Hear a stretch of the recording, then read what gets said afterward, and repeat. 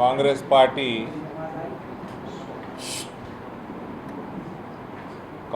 Party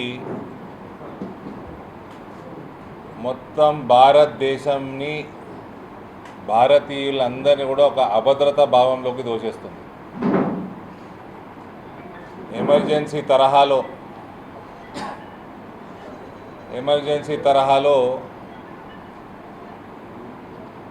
ప్రజల మీద వీళ్ళ కొత్త మేనిఫెస్టో విడుదల చేసి అందులో ఉన్న అంశాలు చదివితే ప్రతి ఒక్కరు కూడా ఇలా అభద్రతగా ఫీల్ అవుతూ ఉన్నారు. ఎక్స్రేలు చేస్తాము, ఇళ్ళకు దొరబడతాము, బంగారం సొమ్ముల లెక్కలు తీస్తాము, ప్లాట్లు పొలాల లెక్కలు తీస్తాము, సంపాదన బ్యాంక్ అకౌంట్లు తీసి ఇటు ముస్లింలకు పంచుతాము. ఇటువంటి చట్టాలు ఏదో ఇన్హెరిటెన్స్ ట్యాక్స్, ఆస్తులు ఎవరైనా చనిపోతే సాధారణంగా పిల్లలకి వెళ్ళే ఆస్తులు 51% గవర్నమెంట్ తీసుకొని దాన్ని ముస్లింలకు పంచేస్తాము. దేశ సంపద మీద, దేశం యొక్క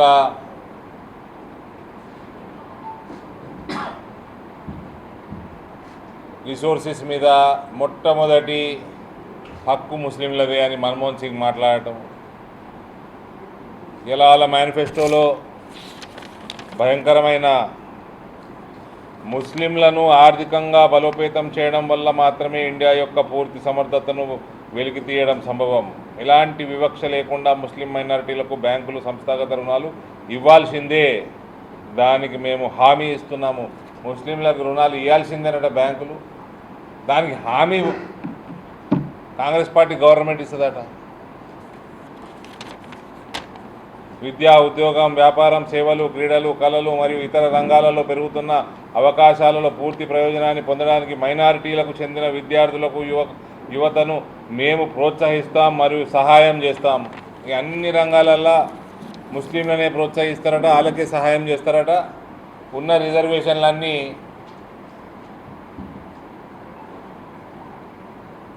వేరే హిందువులకు ఉన్న రిజర్వేషన్లు కట్ చేసి ముస్లింలకే ఇస్తారట. ఇక దానికి ఒక డైరెక్షన్ లేదు. ఇక అది హోల్సేల్గా దేశాన్ని ముస్లింలకు అప్పచెప్తామంటారు వాళ్ళు. బ్యాంకింగ్ సెక్టర్, ఉద్యోగాలు, అన్ని డిపార్ట్మెంట్లు. మన్మోహన్ సింగ్ కుల్లా మాట్లాడింది ఇంతకుముందు. డిసెంబర్ 9, 2006 మైనారిటీలు మరీ ముఖ్యంగా ముస్లింలు ఖచ్చితంగా సాధికారతను పొందడానికి ఎట్టి పరిస్థితులలోనూ మనం వినూత్న ప్రణాళికలు సిద్ధం చేయాలి.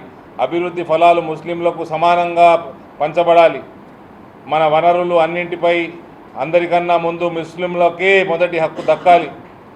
అభివృద్ధి ఫలాలు ముస్లింలకు సమానంగా పంచాలి. ఎవరు అభివృద్ధి చేస్తే వాళ్ళకు వస్తాయి ఫలాలు. ఇంకా 4 రోజులైతే బీజేపీకి వచ్చిన ఓట్లు కూడా సమానం పంచాలంటే అంటే ఈ మేనిఫెస్టో ఏంది, కథ ఏంది, వ్యవహారం ఏంది, దాని మీద ఇలా ఛార్జ్ షీట్ తీసిండు.